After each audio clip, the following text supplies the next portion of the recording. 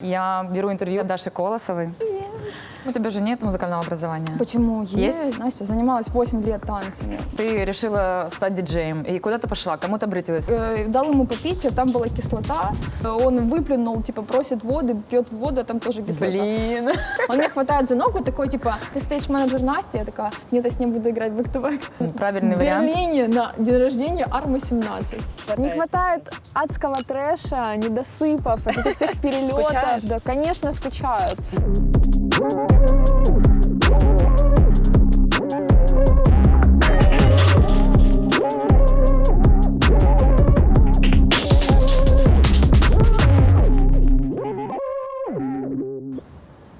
Всем привет, я Настя. И я так же, как и многие артисты во всем мире, оказалась в тех обстоятельствах, когда у меня появилось время и возможность попробовать себя в альтернативном амплуа. И теперь я буду выступать как интервьюер. Мы запускаем проект True Talk, где я буду брать интервью у украинских артистов, у своих друзей, очень классных диджеев, музыкантов. Хочу вас ближе с ними познакомить. И хочу поблагодарить наших спонсоров Ballantyne за то, что согласились поддержать проект и вообще сделать его возможным. Рекомендую вам внимательно смотреть интервью, поскольку во время всего эфира будет очень много подсказок. Я разыгрываю очень крутую пластинку из своей личной коллекции. И ее получит один из тех, кто правильно отгадает, какой именно это релиз. Ну и, конечно же, подписывайтесь на канал, шерьте, комментируйте, рекомендуйте друзьям, если вам нравится то, что мы делаем. И сегодня я беру интервью у своей близкой подруги, классного, очень продвинутого диджея Даши Колосовой. Даша. Привет. Надо с тобой еще раз обниматься. Ну, ковид же, ковид. Ну, блин. Обниматься можно только за кадром. Хорошо, так и сделаем. Я предлагаю, может быть, мы выпьем и... Да, так будет проще. Я хочу начать с самого начала, с того, что ты, то, что нас объединяет. Мы с Дашей родились в одном регионе украинском. Об этом я узнала уже намного позже, после того даже, как мы с тобой познакомились. Вот, это Луганская область, которая сейчас находится в недоступе нам обеим. Мы не можем туда добраться, побывать Я дома, маму увидеть не своих... видела, и папу 6 лет. Это просто... 6 лет? Да, Вау. ты можешь себе представить? Это просто жесть. А почему они не могут приехать сюда? Папа поменял паспорт. Ясно. На местный, да, поэтому Но украинский же остался. А я не знаю даже, я даже не знаю, как бы, я маме сразу, я когда узнала, что папа поменял паспорт, я такая, мама, говорю, не дай бог, говорю, попробуй, я тебя просто, я не знаю, что с тобой сделаю. Папе удобно было для работы, он там работает в госструктуре, поэтому ему надо было, но я вообще не в восторге, конечно, этой идеи. Ну, понятно. Так, я тебе даю лимон. В общем, папа у тебя крутой, на самом деле, музыкант. Да, папа у меня рок-музыкант, я не знаю, сколько я его помню в детстве. Не рассчитала. Ничего страшного. Такой стеберман, Настя. Да, это правда. Я не разливаю. Вот. Он играл на гитаре. Да, папа вообще у меня умеет играть на все. Он играл на ударных, и на гитаре, и на бас-гитаре, и синтезаторы какие-то приносил домой. Это как раз вот вообще первое мое знакомство и попытки что-то музицировать. Это было дома. Папа принес какой-то синтезатор и что-то говорит. Давай. Вот. Нажимаешь, что тебе нравится. Я там нажала какие-то там, знаешь, 4 нотки. И он такой, о, теперь повтори. Я опять начала повторять. Он там добавил какую-то там мелодию, какой-то бит. И вот я нажимала эти 4 нотки, типа, играла музыка. То есть это я помню. Я даже не знаю, сколько мне лет было. Может, лет 5. Вообще совсем малютка была. Ну, а у вас был дома виниловый проигрыватель? Нет, виниловых проигрывателей, наверное, у дедушки был. Я помню, что у дедушки была большая коллекция этих пластинок «Мелодия», а так Дома папа загружал именно девайсами. Да, дома я помню, что у нас куча кассет, усилитель, аудиосистема, и там и электронная, и неэлектронная музыка. Вообще, папа у меня дикий фанат электронной музыки, вот это вот все влияние. Там, первый раз я услышала Prodigy благодаря папе.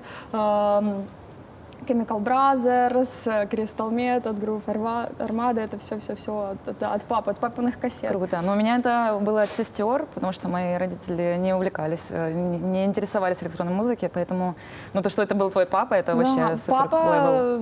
был одним из первых людей, который вообще эту электронную музыку начал к нам в город завозить. То есть он там находил эти кассеты, там слушал со своими друзьями. Ну, это учитывая то, что ты из Лутугина. Да, это вообще, я не знаю, какая электронная музыка. У нас на всю Лутугина была одна дискотека, наверное, она вообще подобные дискотеки есть в каждом небольшом городке. Это в центре парка, есть такое ограждение, значит, и дискотека называется «Клетка». Вот, мне кажется, кому не рассказывают, все такие, блин, у нас тоже... Клетка, почти как в «Трезоре».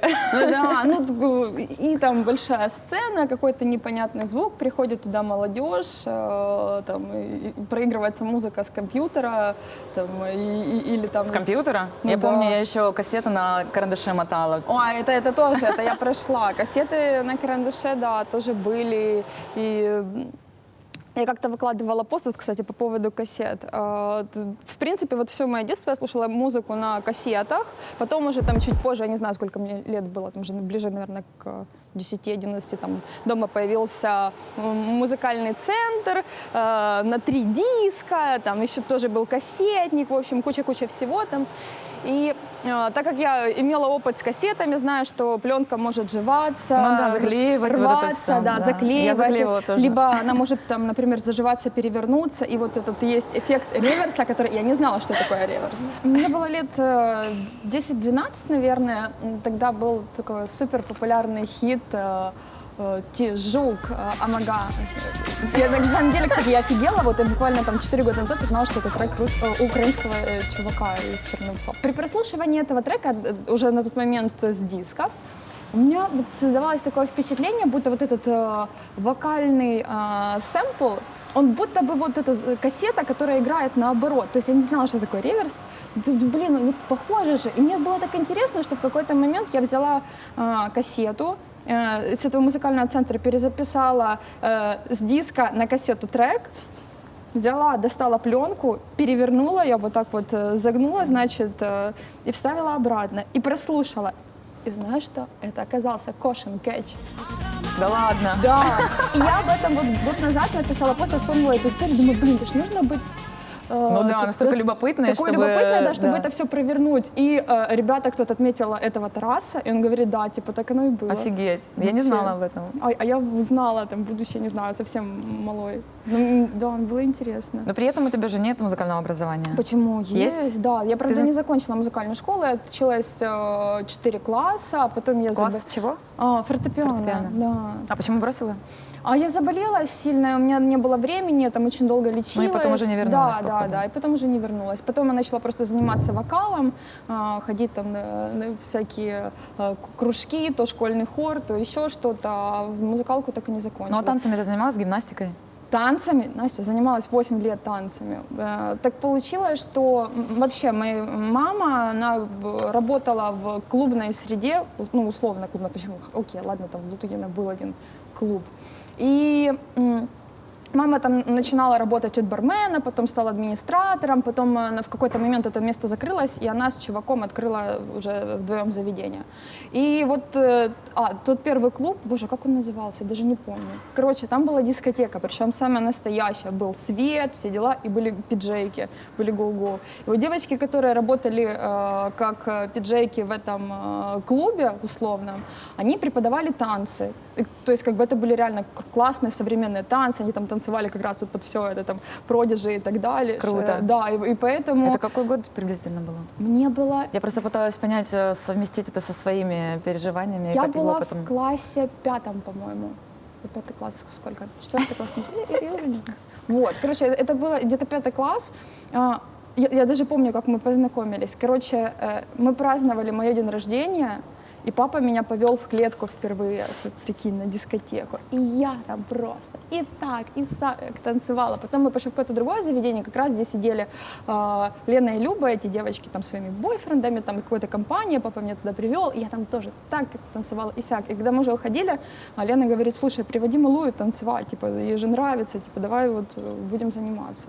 Ну и все, а я там как встряла, и 8 лет по каким-то районным конкурсам, областным конкурсам. Классно. Там, плясала. Я почему спросила, потому что я видела в интернете фотографии, где ты сидишь на шпагате. И я удивилась, потому что я не знала, что... Да. Ну, ты... Я занималась, у нас такие жесткие тренировки были вообще, притом, казалось бы, там, Лутугина, типа, танцы. Ну, как ты выдержала? Вот, допустим, Два даже притопа, моя два дочка прихлопа. Ульяна, она, типа, сказала: все, я больше не могу, я, типа, устала, мне это надоело, там очень тяжело, и мне многие дети... Мне очень нравилось. Но это прям совсем мое было. Мне очень нравилось. Мне нравились вот эти соревнования. Мне нравились эти вот подготовки, там вот это костюмы, макияж, вот этот вот мандраж, там вкус победы, когда там вас объявляют. Ну, в принципе, я тоже это понимаю, потому что всю школу покрывала все свои дырки в учебе этими конкурсами, участием, организацией. Да, то же Поэтому самое. это еще... Постоянно освобождение от районо. Да, это, кстати, самая классная тема. Мне кажется, это такая мотивация, из-за которой ты не можешь просто бросить ничего, потому что это классный выход. Это пропустила, это будет плохо. У меня освобождение от районо. Сорян. Просто. Когда-то вот случился момент, когда ты поняла, вот, что я вот мне интересно, я хочу научиться наконец-то диджеить, треки сводить.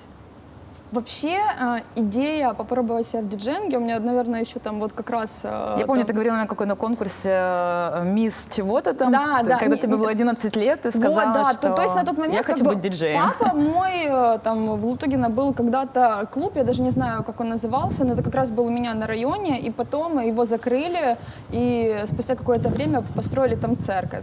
Притом мне рассказывали там всякие истории, типа, что там и дискотека была, и порнуху крутили, но при этом потом это все стало церковью. Да, очень мило. И там папа как раз вот ставил кассеты. То есть как бы это не был там профессиональный диджей, типа там сводки, просто там ставил треки один за другим. То есть Но сам факт того, что можно свести трек с другим, я понимала, что есть такая вещь, как диджейнг. И у меня вот было 3 таких заветных мечты в детстве, которые вот те вещи, которые я хотела 100% попробовать. Вот это влияние моих преподавательниц Любы и Лены попробовать себя в качестве диджей. И потом опять от папы тоже влияние попробовать себя вокалисткой в какой-нибудь рок-группе, потому что у меня тоже было такое влияние. Один момент я очень много слушала там, тяжелой музыки, ездила по всяким фестам и так далее. Попробовать себя в качестве вокалистки и попробовать себя в качестве диджея. Но из этого что случилось? Все, ты пела? Да. Да ладно, почему я об этом не знаю? Слава богу, я не знаю, там сейчас начала рыть, там не больше. Я пела, да. А есть какие-то видео, фото? Фото были. А видео нет, да? Видео, по-моему, не осталось. Ну ты же уже не споешь. Нет, не буду. Я лет 100 не пела, нет. Я же раньше, я же занималась много. Ну да, это точно так же, как тебе сейчас попросить сесть на шпагат, и вряд ли ты сядешь. Конечно, сейчас спину себе поврежу, потом моя мануальщица будет ругаться опять. Ну, допустим, ты решила стать диджеем, и куда ты пошла, кому ты обратилась? Вот как это произошло? А это все произошло, вот у меня это все произошло, знаешь, так абсолютно натурально. Там, вот, группа, просто в какой-то момент мне там, я сила в этой тусовке альтернативной, и там ребята знают, что я пою, и мне как однажды там написал знакомый, говорит, там вот у ребят там девочка-вокалистка ушла, они ищут там на замену, типа, мне кажется, типа, ты бы им очень подошла. Я такая, окей, там, поехала с ними на репетицию, мы попробовали, порепетировали, и да, реально классно было. Мы там выступили там на нескольких мероприятиях, а потом один из чуваков уехал, по-моему, в Киев, ну и как-то это все прекратилось. И спустя там какое-то время на базе той же команды, на базе той же группы там собрался новый коллектив, и они такие, Даш, ну типа будешь с нами? Я такая, да, прикольно. Тоже приехала на репетицию, мы попробовали, попели. И в этот же день мне звонит знакомый и говорит, слушай, у меня тут идея проекта, мне нужна девочка, с которой мы будем делать диджея, хочешь себя попробовать? И я такая, никакого пения, все. Все, то есть ты попробовала потанцевать, попеть, и наконец дошла до своей третьей заветной мечты. Да, и такая думаю, все, диджеем, все дела. Он тебя учил? Да. А на чем ты училась? Изначально это был, сейчас вспомним, контроллер Vestax 300, по-моему, он назывался. Короче, такой небольшой контроллер, типа мы с него, значит, учились играть. Но именно с контроллера, не с CD-проигрывателя. Смотри, как бы меня начали учить играть с этого. Потом этот чувак, у него еще там была одна девочка, которую он обучал, то есть она играла там только с контроллера. И он видел мою заинтересованность, наверное, потенциал, и такой, блин, слушай, давай я возьму виниловые проигрыватели. У меня там вот То есть ты училась с винила сразу? Сначала с контроллера, потом с винила и с тайм-кодов. Ясно. С Serato Scratch Live 3 мы начали учиться играть, то есть вот это все, тактильный контакт и так далее, все это я училась играть через тайм-код. И потом я такая, блин, ну думаешь, надо же дальше. Я говорю, слушай, я хочу научиться играть на слух. Он такой, нахрена оно тебе надо? Вот сейчас будет время, яблочко, MacBook светится, все, и это больше ничего не надо, это будет супер модно и супер актуально. Я такая, блин, ну хочется же, ну хочется типа на слух, потому что это как бы, это уже все умею, и, типа надо развиваться дальше. Ну и был у нас такой клуб, назывался «Бриз». Как раз, у вас еще в Лутугино? получается, это был Лутугинский район, поселок Успенка, и там на берегу водохранилища был большой-большой двухэтажный клуб. Как раз мама моя занималась с чуваком одним. И я там, кстати, вот попробовала себя в качестве гоу-гоу. Вот там я танцевала. Класс, да, сестра. Да. Причем изначально там я закончила школу, и летом мне было скучно, я пошла к маме работать официанткой, а потом, это сначала было там небольшое помещение, типа я там работала официанткой, а потом они отстроили большое двухэтажное. Я говорю, мама, говорю, ну типа вам же нужны гоу-гоу сюда, говорю, типа нужно, чтобы какой-то интертеймент был. И мама такая, типа, говорит, ну давай ты придумай, как бы сочини, как это все будет выглядеть, говорит, и я посмотрю, ок, не ок. Ну я нашла девочку, которая тоже занималась танцами, и мы там с ней нашили костюмов и там плясали какое-то время, вот. Собственно, там я и познакомилась с этим чуваком, который меня научил играть. В общем, он тебя научил играть на Serato, на контроллере. Да, и потом в вот этом заведении работали там тоже какие-то ребята-диджеи, и у них были CD-проигрыватели. Ну как CD-проигрыватели? Это Дабл, наверное, был. Даблы, Пионер 3000. Я угадала, потому что я тоже училась на Дабл. Это самая адовая машина вообще, которую я когда-либо трогала. Там еще эти джоги, они так... Они очень чувствительны. А мне были очень чувствительны. Мне кажется, мне был Дэном какой-то. Да. А тут со скрипом вот так вот их нужно было проворачивать. Она такая... Еще Пионер сотый, я помню, еще застала. Да. Смешные. Ну и я, значит, их взяла себе домой. И там тоже тренировалась, иногда поигрывала. И потом в какой-то момент как бы у меня начало классно получаться. Я вообще там уже там приезжаю к этому чуваку тренироваться, абсолютно не смотрю в экран ноутбука, все на слух делаю. И в какой-то момент я играла через тайм-код, там есть режим основной, есть режим фру. Его переключаю. У чувака под столом там куча пластинок, какие-то годы 2003, знаешь, «Собака Лимба», вот это вот все. Я помню, да, этот трек. Да. Хвать, значит, пластинку, кладу одну, кладу вторую и начинаю сводить пластинку с пластинкой. То есть как бы у меня уже есть вот этот вот... Ну, ты поняла, как это работает просто? Я понимаю, как это работает, то есть у меня все классно с тактильным контактом, знаю, как пластинку подгонять, и на слух я уже тоже натренировалась. И начинаю сводить пластинку с пластинкой, и чувак офигел, наверное. Он заходит, он был на кухне, потом заходит такой... Берет телефон, начинает снимать меня. Я там стою с винилом играюсь. Он такой, Класс. как? Да. Вот. Повезло чуваку. Да. Нет, ну он, кстати, он меня очень верил. Типа он там, помимо еще потом, когда мы уже вместе не работали, там иногда сотрудничали, вылетела, так сказать, из его гнезда. Да, он занимался еще там, делал несколько проектов и сказал, говорит, вот реально диджей, и получился только из тебя. А сколько ты всего тренировалась до своего первого выступления? Я начала тренироваться в конце 2009 года, я не знаю, это был ноябрь, наверное. Первое выступление у меня было в феврале 2010. То есть довольно 3 месяца где-то? Да. Я приблизительно так же тоже тренировалась.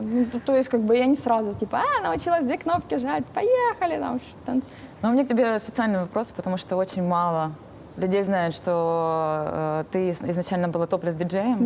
Да, мне кажется, уже все знают. Но я знаю, что для тебя это довольно чувствительная тема, поскольку я это прекрасно понимаю. И вот для меня, собственно, когда я, отматывая вперед, когда я смотрела, с кем бы я хотела работать, для меня это было очень важным моментом, потому что я чувствовала, что я тебя понимаю в этом смысле, И у нас есть вот много общего, когда ко мне очень были предвзяты отношения из-за моей медузы, там, на Казантипе, этого Да, я видео. понимаю.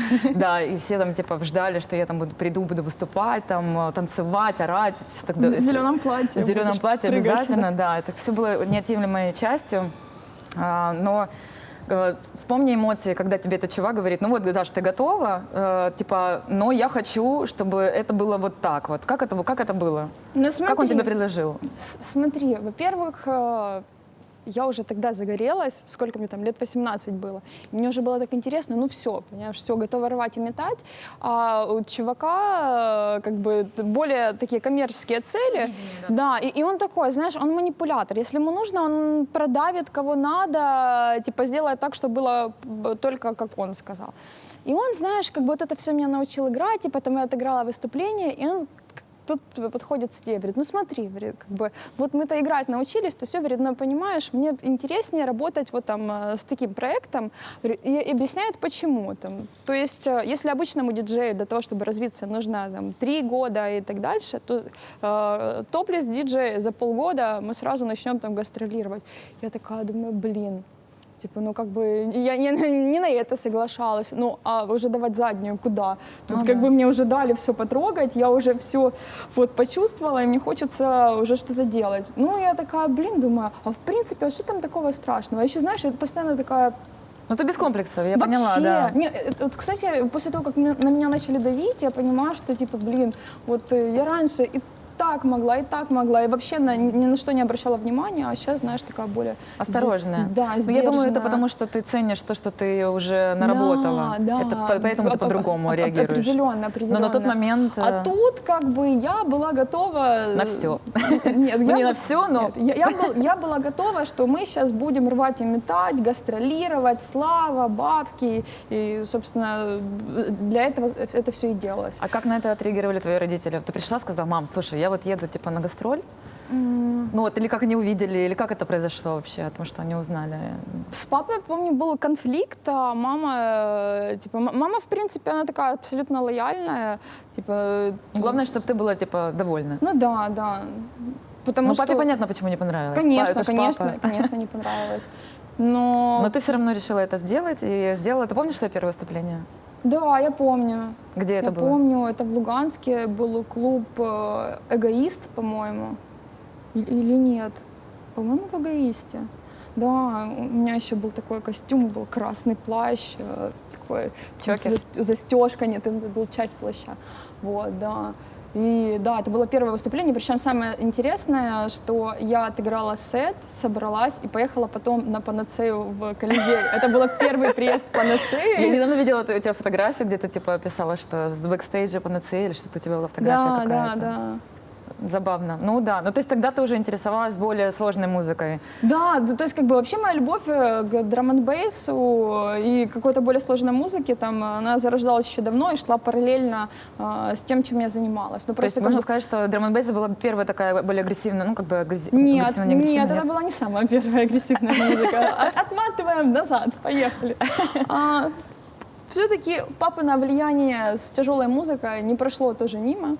В какой-то момент я начала интересоваться более такой альтернативной музыкой, там, ну, условно, какой-нибудь, не знаю, там, Guana Apes, Linkin Park, там, и так далее. И потом я уже рассказывала, что я очень была заинтересована в музыке. Там, если, например, находила какой-то жанр, который я не знала, я сразу просто заходила на Википедию, смотрела, читала, типа, слушала представителей, чтобы понимать вообще, о чем это все. Ну, тебе, конечно, повезло с Википедией, потому что у меня тогда таких возможностей не было. Она появилась чуть позже, чем я начала. Музыку я тоже чаще всего покупала как-то там рандомно, приходила там господи, как это называлось? В ДК Ленина. У нас был там магазин, где продавались кассеты, диски, пиратские, не пиратские. И я там частенько покупала музыку, даже, возможно, тех исполнителей, которые я не особо знаю.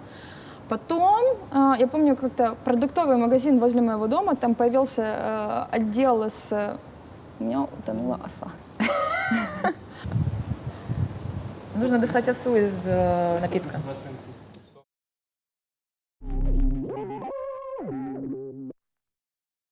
Как-то в продуктовом магазине, который у меня был возле дома, открылся отдел с журналами, дисками. Я как-то туда пришла тоже купить каких-то продуктов. Думаю, посмотрю, что у них там есть. И такая, какой-то альтернативный рок и так далее. Смотрю, гражданская оборона. Ой, я там слышала пару треков, возьму себе диск.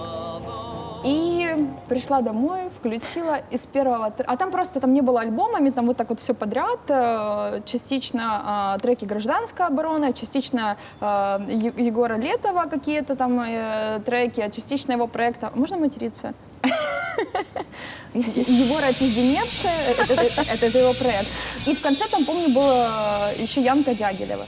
И вот с первого трека, с этого диска, все, для меня это случилось, для меня стало это таким откровением, я такая, боже, ух ты, что это такое, все. И я влюбилась просто страшно в гражданскую оборону, а потом, когда дошла до Янки Дягилевой, так меня вообще просто поменяло. Я помню, ходила в компьютерный клуб, специально распечатывала их биографии, типа сидела дома, читала. Изучала? Да, мне было очень интересно. Я видела тебя в ленте недавно, ты отчитываешь года после смерти Летова, Да, типа да. 10 лет без него и так далее. Да. Я листала, смотрела. Как раз хотела тебя спросить об этом, но ты уже все рассказала. Я все рассказала. Вот. И у меня с этого момента начались мои похождения на какие-то фесты, на какие-то концерты альтернативные. Тогда начала ходить в рок-клуб «Холодильник». Название классное. Да, это вообще реально «Холодильник». Просто такой ангар, который держали луганские байкеры. Там делали какие-то альтернативные концерты. Еще был второй рок-клуб, я не могу вспомнить его название. Ну и ладно. Ну, в общем, я туда стала ходить тусоваться, там, общаться с разными ребятами. Это еще до твоей диджейской карьеры, да, получается? Да. То есть, когда ты потом поехала на Панацею, для тебя это было вообще, типа, маслом по хлебу? Я сейчас про Панацею тоже расскажу. И все, я начала больше углубляться в тяжелую музыку, уже это было не какой-то Линкин Парк, а уже более серьезно. То я начала слушать какой-то Dez, потом ходила на Brutal Death Metal концерты, потом в какой-то момент я познакомилась с таким направлением, как Grindcore, и тут меня вообще понесло. Грайнд, киберграйнд, горграйнд, порнограйнд и так далее. Вот это вот все. Я ходила на все концерты, ездила на фестивали, тусила с ребятами, которые... Одна у нас была луганская команда Unlimited Madness, вот, и я прям дико фанатела. И все. Потом в какой-то момент как раз вот из грайндкора, там было такое ответвление, как киберграйнд. По-моему, коллектив называется «Берзеркер». Это уже было что-то среднее между акустической музыкой, ну, условно, если это можно назвать, акустическая музыка и электронная музыка. То есть они там уже использовали синтезаторы.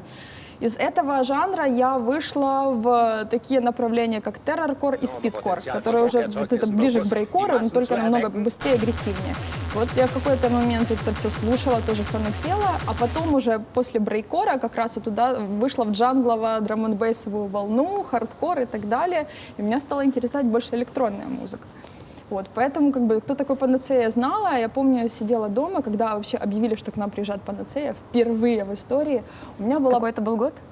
2010, по-моему. Уже 10-й? Да, 10-й. Блин, для меня это было совсем недавно, для тебя это... У меня была получасовая походы. истерика, я кричала, мама зашла в комнату, говорит, да, что поехала головой. Я говорю, мама, ты не понимаешь, что это будет. Я там просто... И тут у меня выступление. Я такая думаю, блин, как бы успеть. А там у нас как раз была, я отыгрывала, и была получасовая разница, типа, чтобы успеть добраться в Колизей, переодеться из костюма, да, топлес-диджея в костюм рейвера, какие-то кислотные колготки, и поехали. Вот.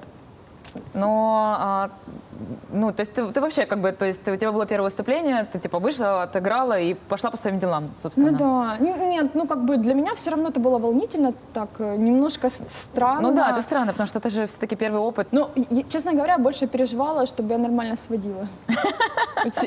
Я не шучу, при том, что это был контроллер, но я никогда, при том, что там контроллер, я никогда не использовала синк, и все равно переживала, вдруг сведу не так, что-то вот больше... Ну да, я тоже помню свое первое выступление, и помню, как меня трясло просто, и я даже терялась, не понимала, что я уже сыграла, что следующее поставить. Больше волновала техническая часть. Даш, почему диджей Игла?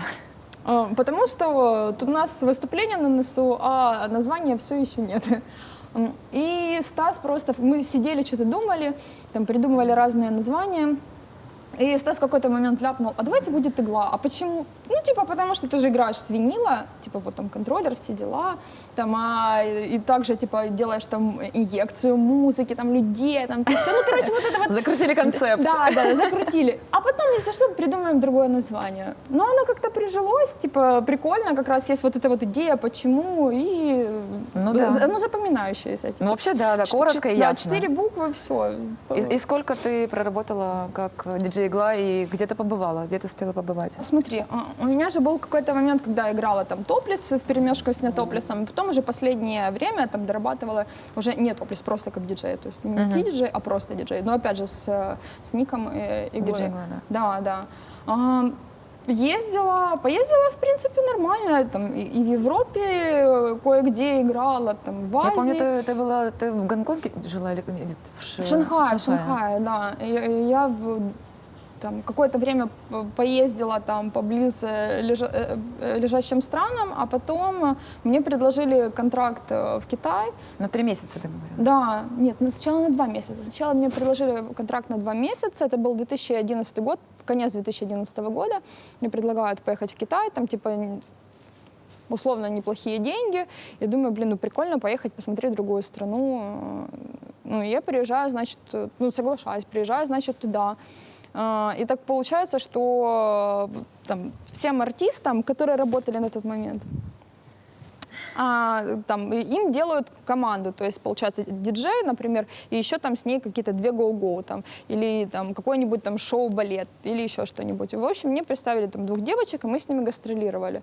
Но я тебе могу сказать, что это было супер сложно, и там, у тебя каждый день выступление. Каждый день? Каждый день. У тебя каждый день перелет. Это... За 2 месяца? Да, Капец. и это большая редкость, когда ты находишься в одном городе там, на 3 дня. То есть это невозможно сложно. Я понимаю. Я приехала, я просто охренела. Потом были моменты, На когда износ, просто да. не выдерживала психика, ты там уже сидел, ревел, потому что это реально сложно и полный трэш. Ну и в итоге тебе продлили еще на месяц, походу. Нет, на больше. Короче, я, значит, там поработала, типа, 2 или 3 месяца. Вот не буду врать, по-моему, 2 или 3 месяца. И тут как бы уже почти заканчивается мой контракт, и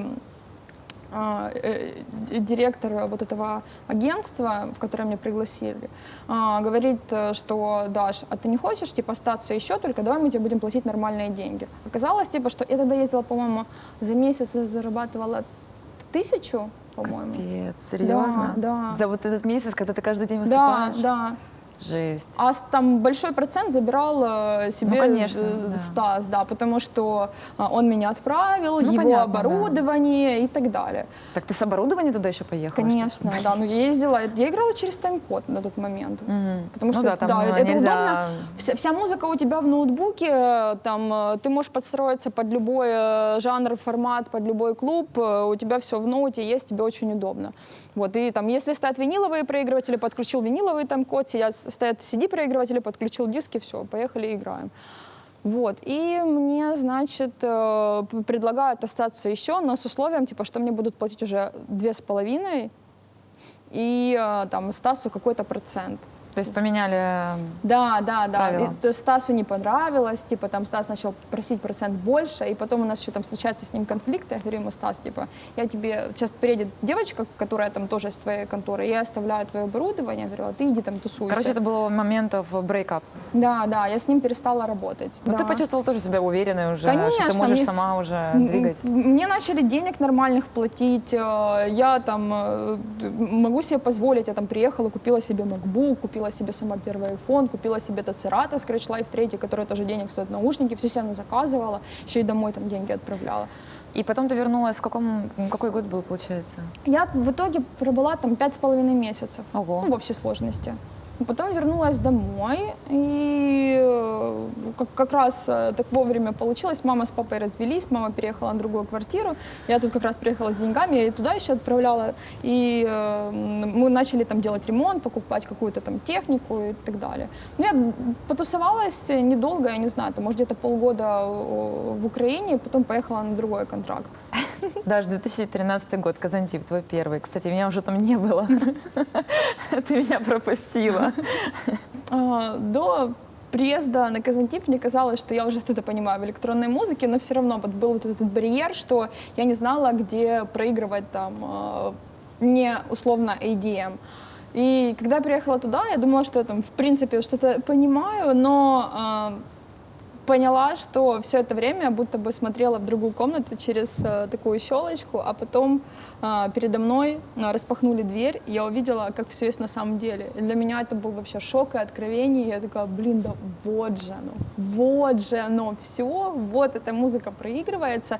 Есть вот эта вот какая-то альтернативная сторона этой электронной музыки, и все, и меня понесло. То есть первое мое выступление после Казантипа, когда я приехала домой, я уже играла вообще абсолютно другую музыку, но, кстати, было, по-моему, не топлес, а уже тогда я типа играла и так, и так. Но ты еще была диджей-иглой. Да. Ну, то есть я все это время играла под одним никнеймом, только там менялась приставочка, либо Ти, либо ее не было, вот и все.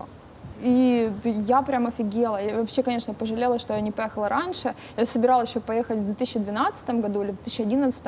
И мы тогда там собирались с моими друзьями. Там, все, едем, и потом в последний момент они сливаются. Ну, поехали там в Феодосию, там, в окей, Beach Club 117, там, послушали коня. Да. Вот. И у меня была подруга Лера, которая как раз уже ездила на тот момент Я на знаю Казантип. Леру, да. Я смотрела Вот. ее фейсбук-ленту. Вот, и как бы я знала Леру, и в 2013 году происходит та же история, что мои ребята такие, типа, да, едем, а потом в последний момент, нет, мы, походу, не едем, денег нет и так далее. Я говорю, ребят, все, до свидания, еду сама.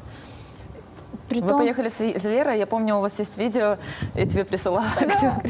Ребята, вы все поехали не туда. Это видео обращение специально для Маринченко, Красовицкой, Ямщикова и Хворостина. Сигельника. Вы все, короче, лохи, вы все едете не туда. У нас туда.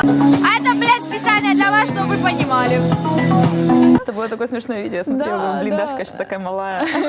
Я видела, вы классно погудели, провели время. Ой, мне кажется, мы были везде, вообще почти не спала, и то там 3 часов тебе абсолютно хватало, чтобы протрезветь, даже как-то там всю ночь гудел, пил, тусовался, 3 часа поспал, проснулся, как ни в чем не бывало, и пошел дальше. Да, для меня, конечно, возвращаться потом было очень сложно.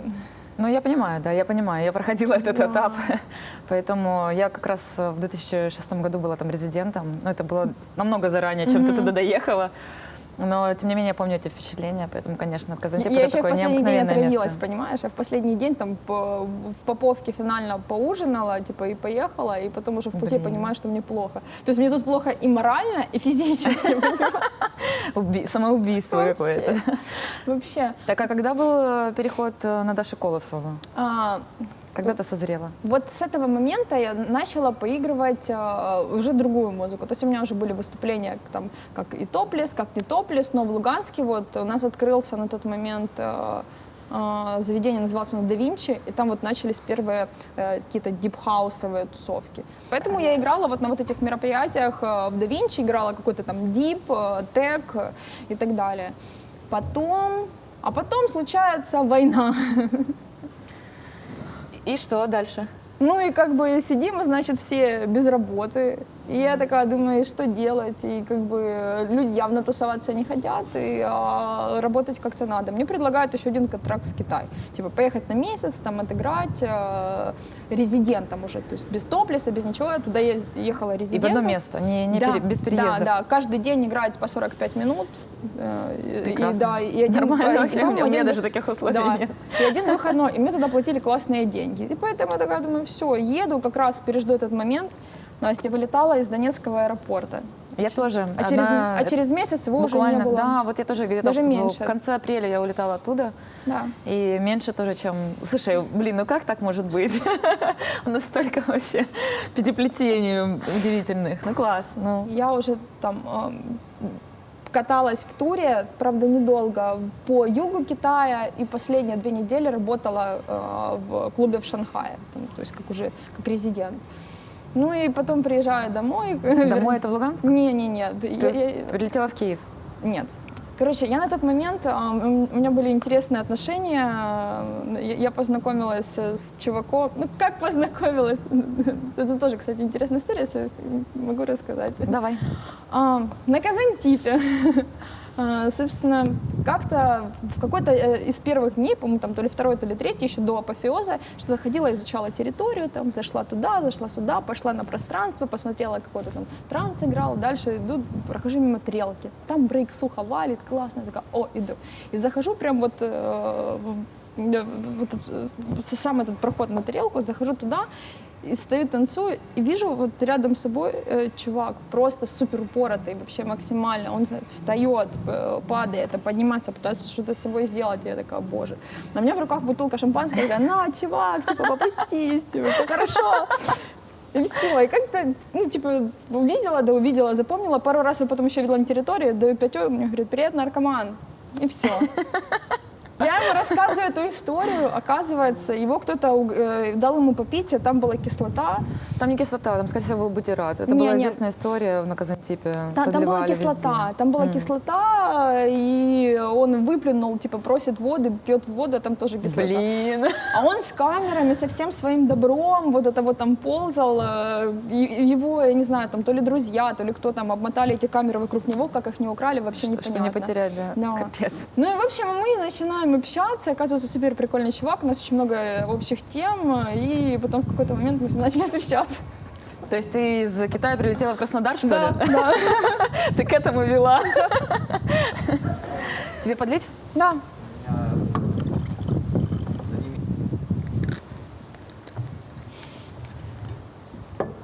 И у меня вот как раз в Краснодаре начал случаться тот момент, что я понимаю, что я занимаюсь чем-то не тем. Я не играла, наверное, месяца 3, потому что думаю, блин, ну так не может продолжаться. Я понимаю, что как бы вот есть та альтернативная сцена, которая более интересная, более честная и трушная, а вот это заниматься самообманом, я выросла из этого всего.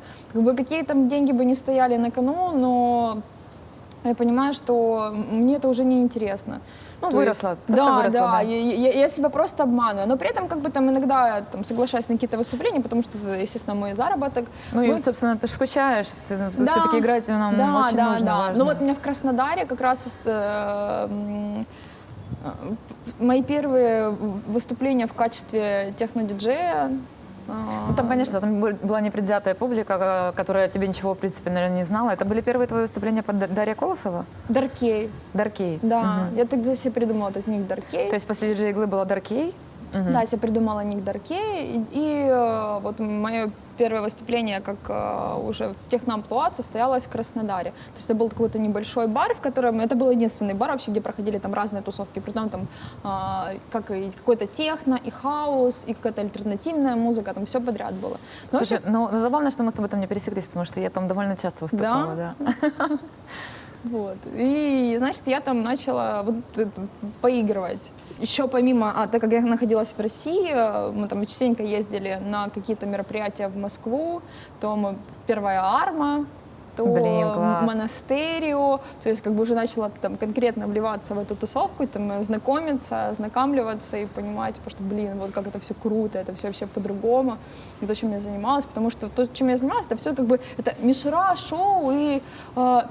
Ну, не скажи, но все равно же это опыт. Но конечно. Нельзя обесценивать свои Конечно, шаги. Притом, знаешь, я, конечно, себя не нахваливаю, там была эти куча всяких топлес-диджеев, и, естественно, там многие из них толком играть не умели, а некоторые вообще играли с записанными миксами. Но для меня техническая часть всегда была очень важная, и я неоднократно слышала такие фидбэки, типа, что да, что типа, тебе раздеваться не обязательно, потому что ты реально хороший диджей.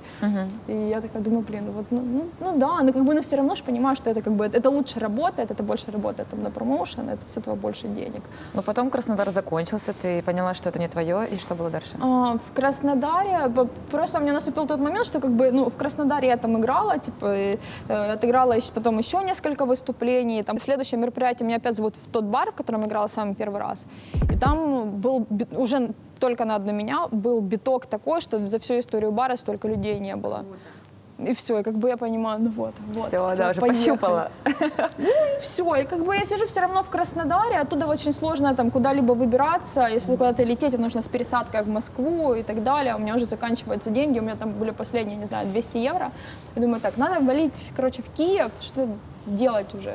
Ну, Но в Киеве в это время уже все А неслось. в Киеве неслось, да. Но сначала приезжаю, сначала-то ездила иногда в Одессу, из Одессы ездила в Киев, как раз вот впервые там, я пошла в Closer, это 2015 год, мне кажется. Так вот, и как бы хочется играть. Там, из всех, кого я знаю, типа был Даня, и Даня в какой-то момент мне предлагает, что Даш, вот у нас будет тусовка под мостом, это как раз открытие сезона. И там Это у нас буквально есть... была одна из последних тусовок моста Да, вообще. да. И там вот есть второй танцпол, вот эта вот палатка пивная, типа там как раз техно и так далее. Может, тебе за быть, это заплатили? Нет, ясно. но вот после того выступления, как раз под мостом, ко мне подошло, я вообще изначально, когда туда пришла, там две коллеги танцевала, к моему сету остался один человек, я стала играть, и собралось 30 человек, на удивление, и они танцевали. 30 человек на удивление. Да. Боже, как это звучит прям вообще. И они подошли ко мне и сказали, типа, слушай, там, я если техно не слышал, там, с 2000-х годов, а мы придем на следующее твое выступление, когда ты еще играешь. И вот эти люди начали за мной вот ходить туда-сюда. А потом Келлер? Да, потом меня как-то Женя, мы на тот момент вот с Женей начинаем хорошо общаться, дружить, и Женя как-то делает тусовку в Келлере, он хорошо знает Аню и Олега, и приглашает меня тоже поиграть. Я тогда играла после Вероники Львовской, вот, и я отыграла очень круто. Ко мне несколько раз подошли Аня с Олегом и сказали, что это прям супер классно. И меня после этого начали уже самостоятельно звать, и в итоге Это я стала был резидентом. 15-16? Да, да. Ну, мы, собственно, сейчас находимся в Келлере, в новом. Да. И я специально выбрала эту локацию, потому что тебе это очень близкое, родное место. Да, безумно Я родное. поняла, что вообще это резидентство для тебя было... Ты же стала резидентом, походу. Да, потом. я стала резидентом, и вот, собственно, обо мне узнали уже как об артисте, о диджее, как раз из-за Келлера. Но мы с тобой не особенно общались. Не Я тебе написала общались. как раз, когда я узнала о ситуации, в которой ты переживаешь. И это для меня было такой зацепкой, что типа вот есть Даша, она из Луганской области, переехала из-за войны, и сейчас пытается максимально добиться вот именно вот этот переход, как бы знаешь, я тоже это переживала, когда ты диджей-бьюти, и когда ты хочешь, типа, быть резидентом Армы, Ты понимаешь? ну, нужно переформатировать, не то, что переформатироваться, а дать людям понять, что ты уже, ну, просто другая. И Тут- вот этот переход, он не всеми воспринимается. Тут помимо еще ты болезненно воспринимаешь, потому что ты понимаешь, что это нечто большее, чем вот эта вот вся коммерческая история. Коммерческая история — это какое-то там славе, деньгах и так далее, а тут часть какой-то... Культуры. Да, настоящей культуры, чего-то крутого, настоящего, и ты реально... Ну, трушного, скажем. Да, Да. трушного. И для меня это было очень важным, чем-то таким очень личным, интимным, и я не знаю, вот мне кажется, там, многие артисты переживают в своей карьере там, моменты... Трансформации разные, да. Вот эти звездности. Вот у меня звездность была, наверное, только когда я была диджей-иглой, тогда начала там гастролировать, думаю, блин, аж такая крутая телка, гастролирую и так далее. А тут наоборот, тут... А тут ты поняла, что в этой тусовке ты вообще никто.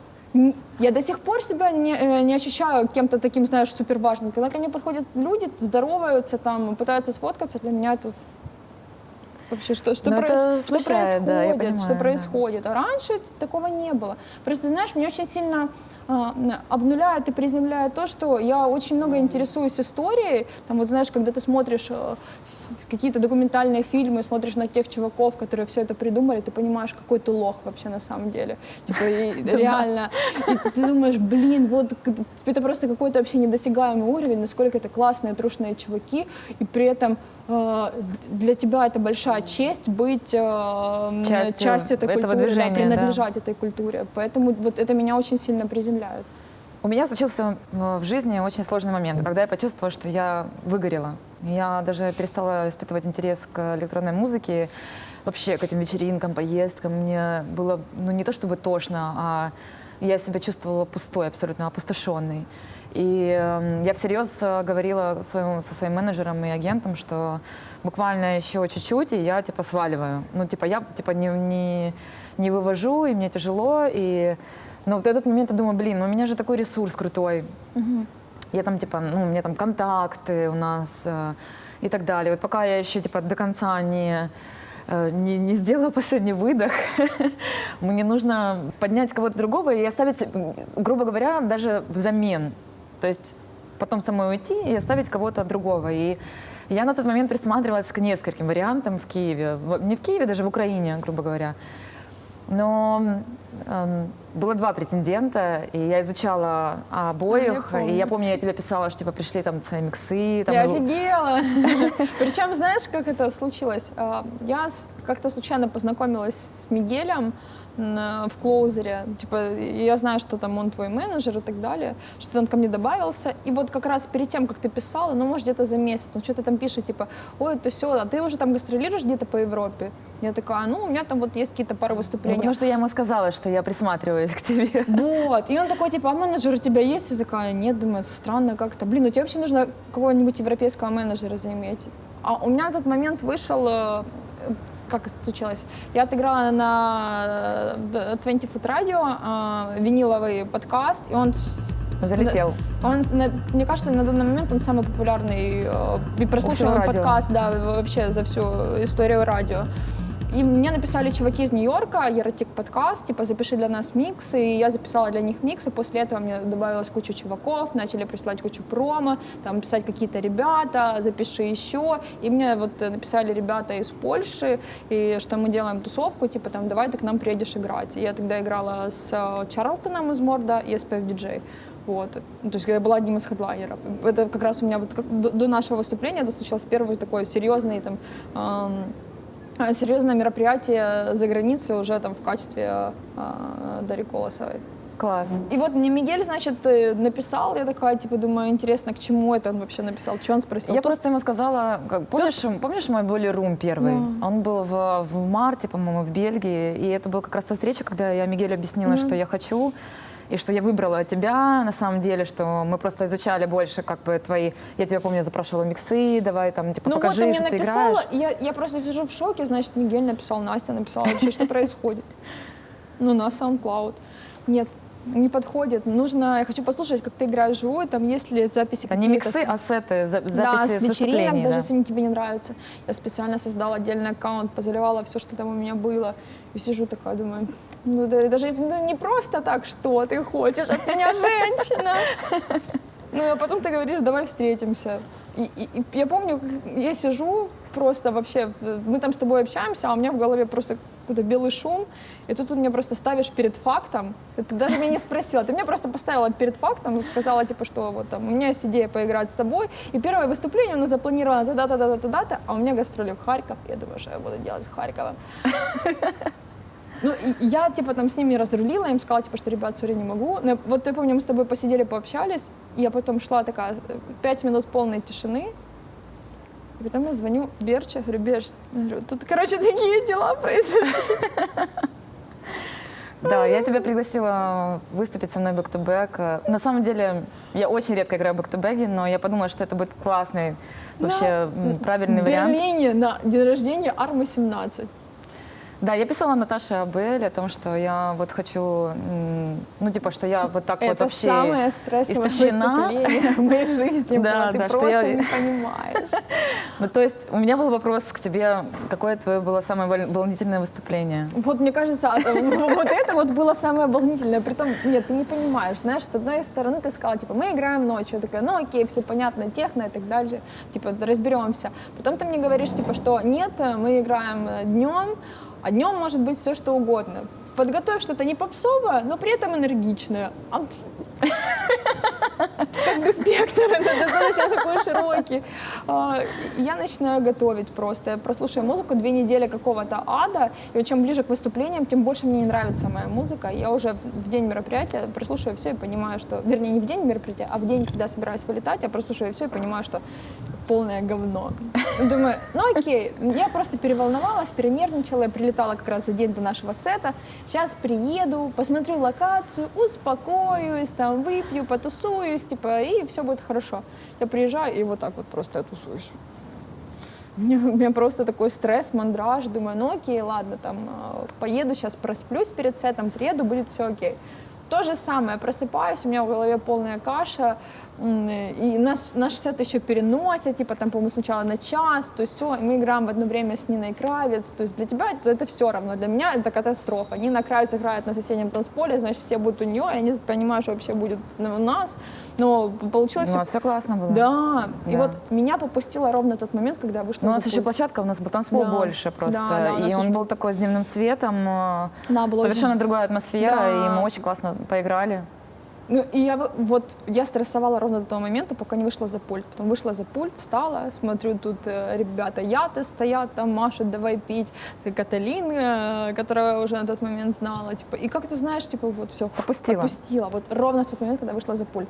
А помню еще, мы только стали с тобой играть, сзади сидел какой-то чувак, он меня хватает за ногу, такой, типа, ты стейдж-менеджер Настя? Я такая, нет, я с ним буду играть бэк-то-бэк. Он такой, интересно. И потом вот спустя час он сидит вот внизу, хватает меня за ногу, я поворачиваюсь, такой, блин, ты кто такая, это круто, знаешь. Да. Да, классно. Ну, мы классно с тобой поиграли. Да. Ну, и с этого, собственно, началось... Слушай, это был такой переломный момент. Я вот когда после нашего сета ложилась спать, я видела, какой интерес, как люди там начали писать, там что-то добавляться. Еще пока мы играли, Женя Берча снимает видео, Да. выкладывает ко мне на страницу. Никто ж не знал. Знал Да. там только 5 близких людей. И там все в шоке просто, как так, типа, как круто, все там пишут. Я понимаю, ты ложишься спать с ощущением, что вот все, это какой-то другой шаг, и это вот все как раньше не будет. То есть можно сказать, что это был переломный момент в твоей современной карьере? Да, 100%. Ну, дальше мы сейчас пойдем в новую диджей-школу культуры звука, там, где ты сейчас преподаешь, и побеседуем о том, что сейчас происходит в твоей карьере и жизни, о современном этапе, грубо говоря. Так что, пойдем? Хорошо, идем.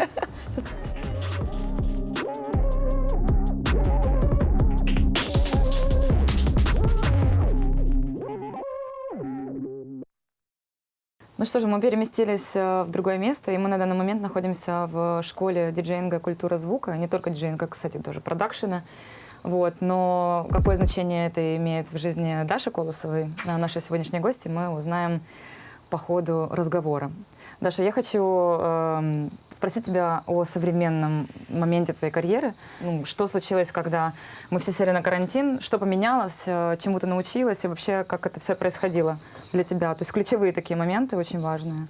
Ну, карантин, вообще очень многое произошло за время карантина, начиная от того, что я там начало, там, условные первые пару недель, я села, начала страдать, думаю, боже, у меня столько планов, мне там бойлер-рум, то все накрылось медным тазом. И потом это все превратилось в какие-то более глобальные мысли, человечество больше не станет таким, как прежде, там все очень плохо. А потом меня в какой-то момент, я села, поплакала, и меня попустило с того момента. То есть как бы я через себя всю эту историю пропустила, и после этого такая села и задумалась, что я буду с этим делать. А ничего, все, нужно смириться и пока ждать.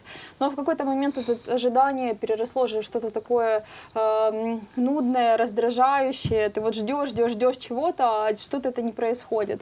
Ну и из-за того, что отсутствует какая-либо активность, тебя начинает... Социализация. Да, тебя начинает потихоньку плавить. И тут, откуда ни возьмись, появляются ребята из культуры звука, пишут мне, типа, Даша, давай попробуем. Мне уже предлагали преподавать, но у меня было очень много гастролей, мне было не до этого, и не совсем, может быть, там подходила идеология школы. А тут мы пообщались, у нас была встреча в Зуме, мне ребята рассказали о том, что они хотят делать. Я такая думаю, блин, ну это же прикольно, можно попробовать. Где твой инструмент учительский? Я его потеряла. А нет, нашла. Ты так То есть Я это та рас- палочка, которую ты Да, да. угрожаешь. Насколько я знаю, что ты сейчас являешься еще резидентом System 108 в Москве. Да. У меня как бы вопрос типа, что для тебя это значит и как вообще это случилось, и сильно ли, были ли случаи, когда тебя это прям упрекали за то, что ты в России типа ходишь, ездишь, там выступаешь в России, там и то, что ты являешься резидентом московского клуба и так далее. Я тебе могу сказать, что резидентство даже для больших артистов, состоявшихся, уже важно. Почему важно? Вот я по своему опыту могу сказать, что когда закончилось мое резидентство в Келлере, когда Келлер закрылся, я начала играть на каких-то там площадках, то, естественно, я играю в прайм-тайм, я играю там какое-то жесткое техно, там, либо ближе к утру, и все. То есть я стала каким-то артистом одного жанра. А когда я играла в Келлере, я играла разные слоты. Вот чем круто резидентство, что ты больше экспериментируешь, у тебя есть возможность играть разные слоты и быть более универсальным. А меня вот как раз... Тебя зашили в техно конкретно. Да, и все. А тут мы познакомились с ребятами из системы. Мы вообще изначально познакомились с ребятами из системы на неопопе. Да, я помню. Да, Когда мы с тобой играли бэк-то-бэк. Да, я же прилетела чуть раньше, мы за день до этого там натусовались, познакомились, разобщались, и потом уже приехала в Москву играть. Но ты играла в мотоборе раньше меня. Да, обогнала. Вот я отыграла там один раз, потом меня пригласили второй раз, как раз закрывала, там была прям сумасшедшая вечеринка, там 20 с чем-то часов, и я закрывала, и после того, как я отыграла, там подходит ко мне мужик, говорит, ну что, будешь резидентом? Я говорю, буду, конечно. Но это прикольно, потому что я отыграла, тогда я закрывала мейн, я играла в медиуме, и потом мы общались, я говорила, что я хотела бы отыграть еще в подвале экспериментально, да, там ambient такой. Потому что у меня не хватает. Нет таких возможностей, нет таких опций. Потому что... Это правда. Я думаю, что я переживаю то же самое, поскольку когда ты хедлайнер, тебя всегда ставят какой-то слот очень функциональный, ты должен, грубо говоря, там, делать всю вечеринку, но у тебя нет возможности раскрываться, разворачиваться, грубо говоря. Да. Поэтому резидентство для меня тоже. Я думаю, что в моей карьере Арма 17 сыграла мега важную роль, поэтому я думаю, что ты попала прям очень круто сейчас в System 108, у них классное место, где они тоже резидентствуют, мотобор, это ребята, потрясающий плейс, поэтому классно. Да. А по поводу того, что там упрекают, не упрекают, как-то там пару раз писали, типа, что, там вот в Москве ты хоть напомни там им, что они сделали для Украины, там, условно. А так, не знаю, каких-то упреков таких не было. Что изменилось с тех пор, как ты стала очень много гастролировать? Есть какие-то такие вот моменты, которые тебя, не то что смущают, а очень сильно поменялись, и ты это чувствуешь? Пропускаешь там какие-то супер классные вечеринки, на фестивали, концерты? Конечно, такое есть, но раньше...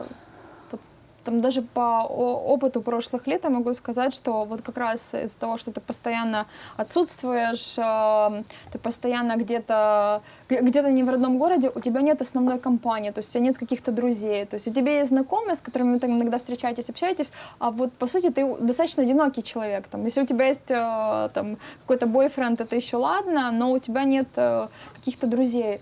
И вот у меня друзья, ты знаешь, в моей компании, да, они как раз вот появились абсолютно случайно. Значит, это все выросло из чатика, там, каких-то там редких встреч, а на карантине это все как раз активизировалось. То есть я как раз поняла, что вот обрела эту компанию, которой у меня там, наверное, возможно, даже никогда не было. Последнее, что я хочу тебя спросить в этом месте, это вот у тебя должно быть какое-то свое тусовочное место, в которое ты вот периодически ездишь и чувствуешь, как будто бы ты напитываешься, наливаешься силой. И вот это то место, где ты можешь себя чувствовать собой, без всяких каких-то предубеждений, без мысли о том, что кто-то там на тебя смотрит, узнает, там, снимает, фотографирует. Ой, это что это за место? Как ты могла обратить внимание, что я частенько помимо убегаешь, сбегаешь. Сбегаю, да, в Берлин и тусуюсь в Бергхайне. Потому что Уже много лет, кстати, я замечала по твоей ленте, я смотрела.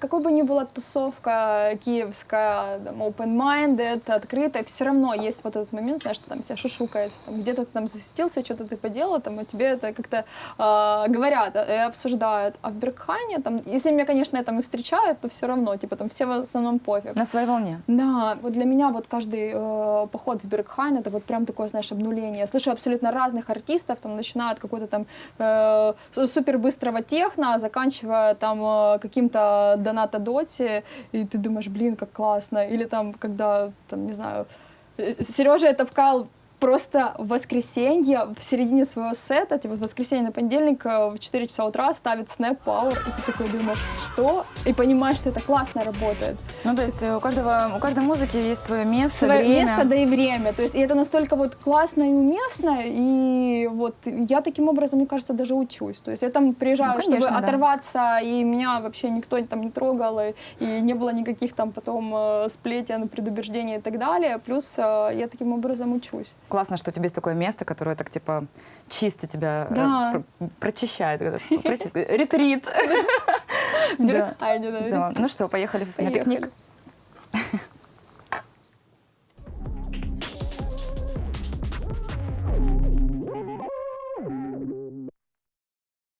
Напоминаю вам, что у нас действует активно конкурс. Во время интервью вы видите подсказки на экране, которые наводят вас на мысли о том релизе, который я буду разыгрывать и дарить одному из вас из своей личной коллекции. Это очень крутая пластинка. И подписывайтесь на канал, шерьте, комментите. А мы продолжим нашу часть и приступим к пикнику.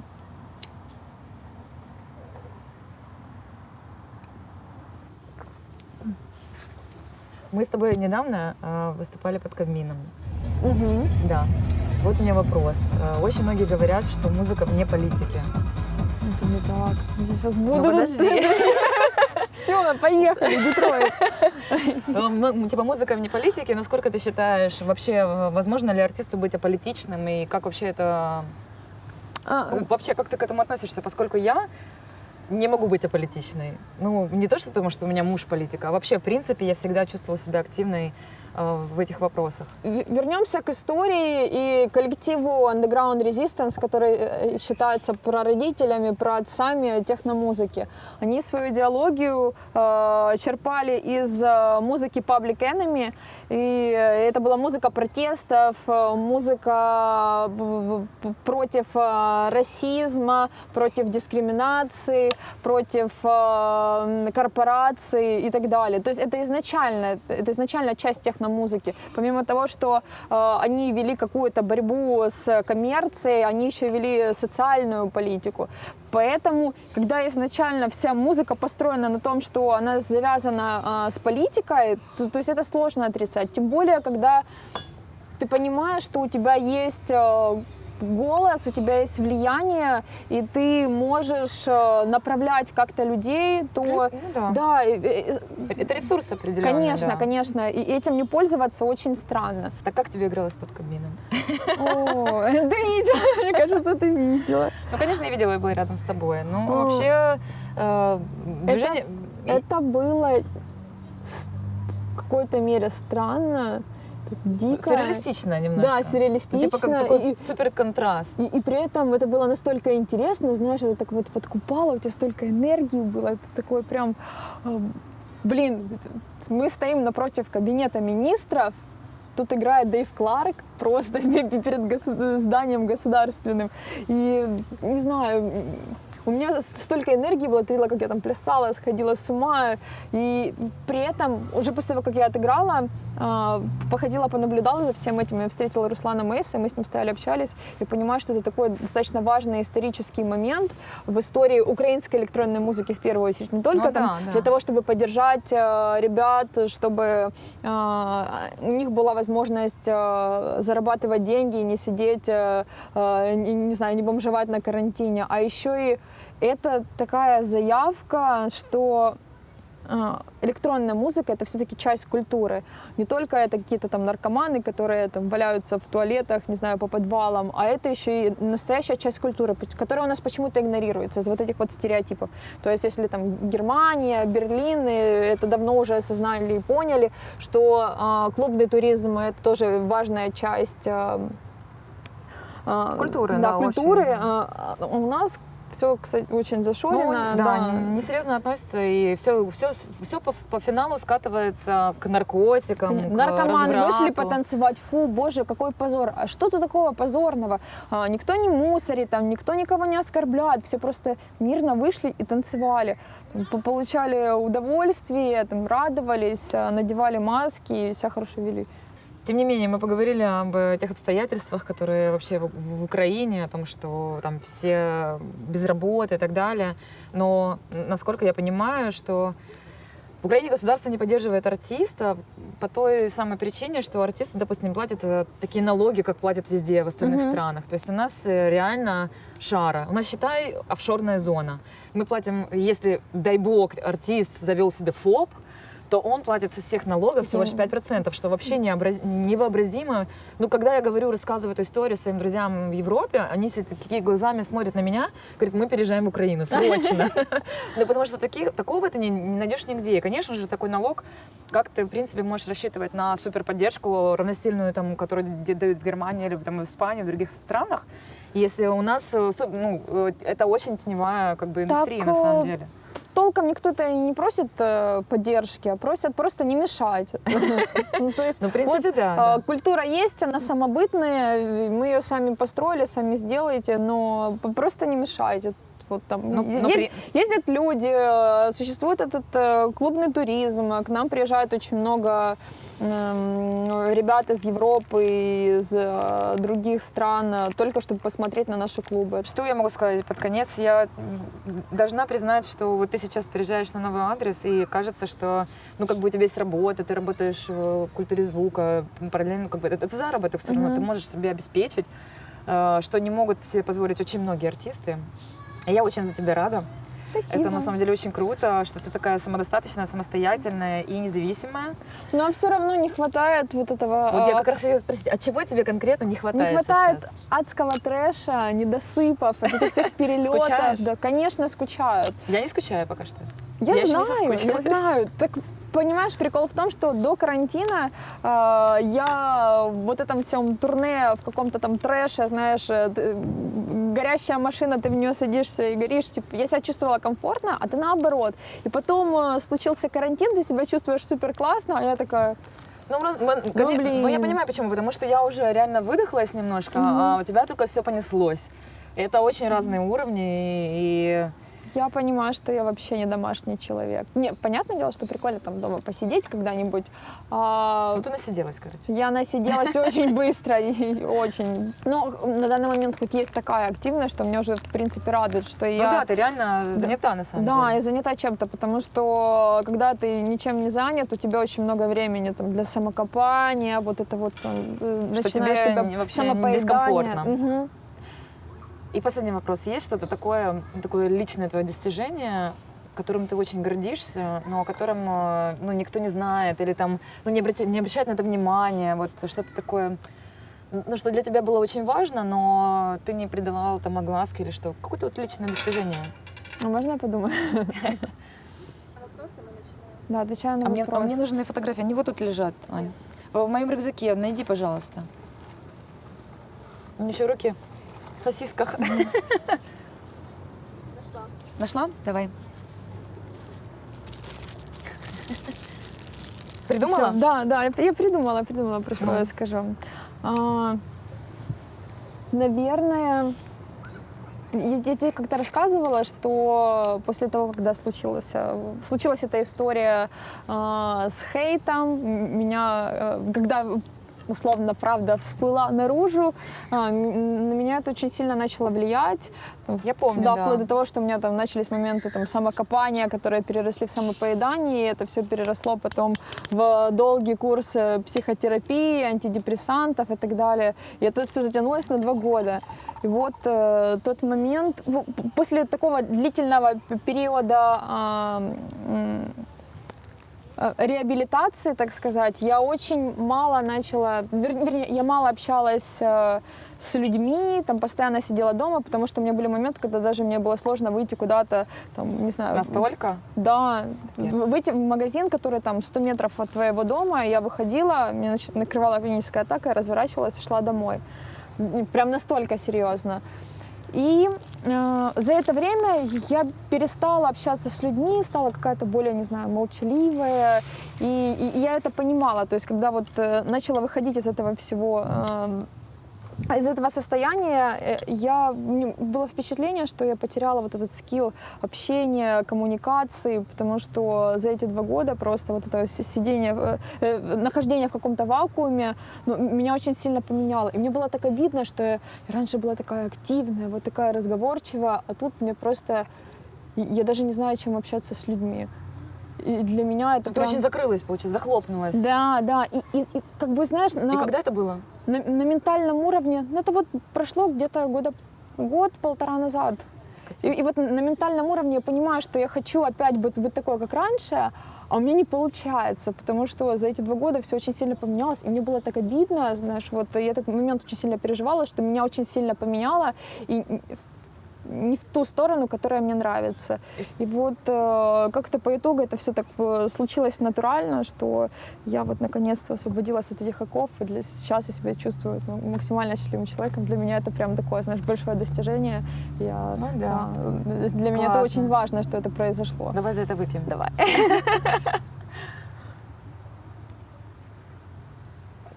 Даша, у меня есть последнее... Ну, то есть мы поговорили, но у меня есть кое-что. Я, на самом деле, подготовилась. Хитрюга. Да. Давай.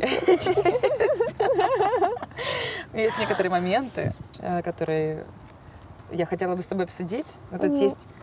Вот, кстати, момент, который не будем уже поднимать, это с первого митинга. Да. Расскажи.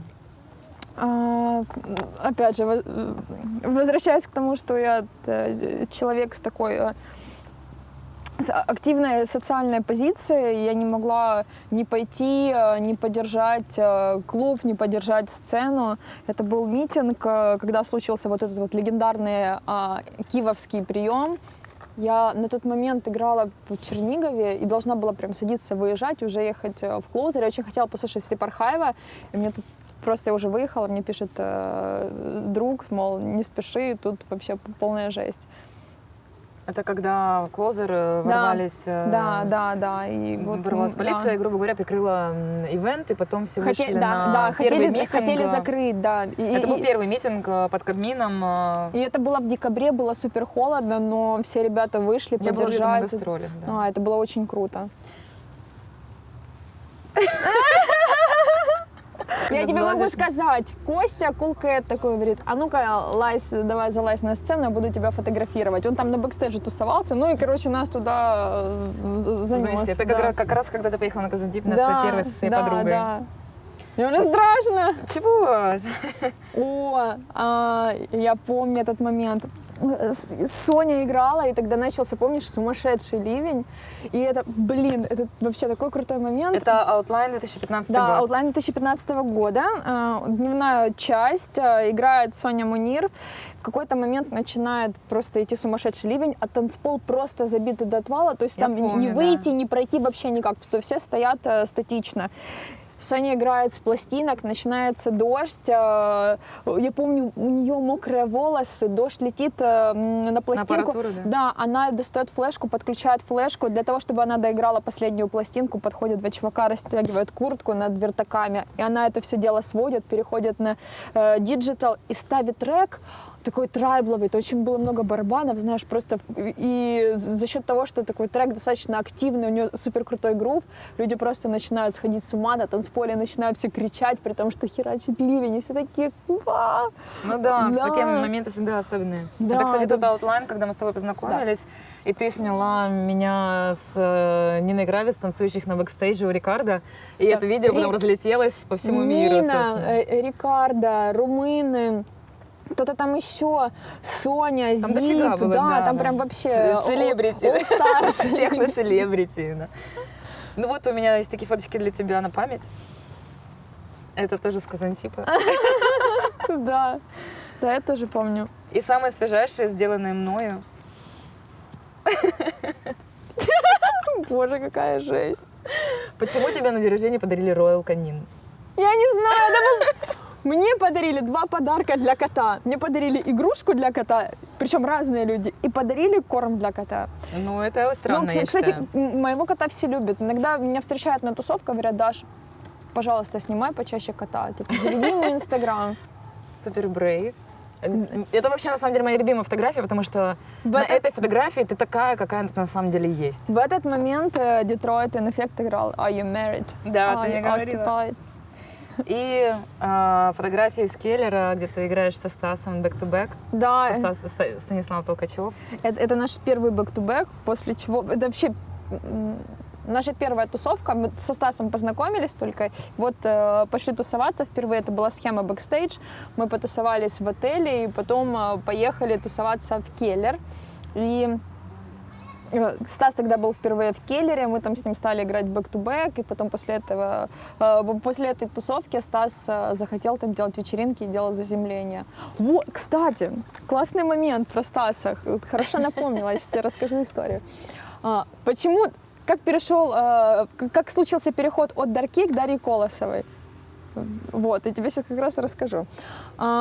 На тот момент как бы я именовалась Даркей, но из-за того, что Кей неправильно читали, там даже было двоеточие, типа, и буква К просто, ну, то есть как буква Кей.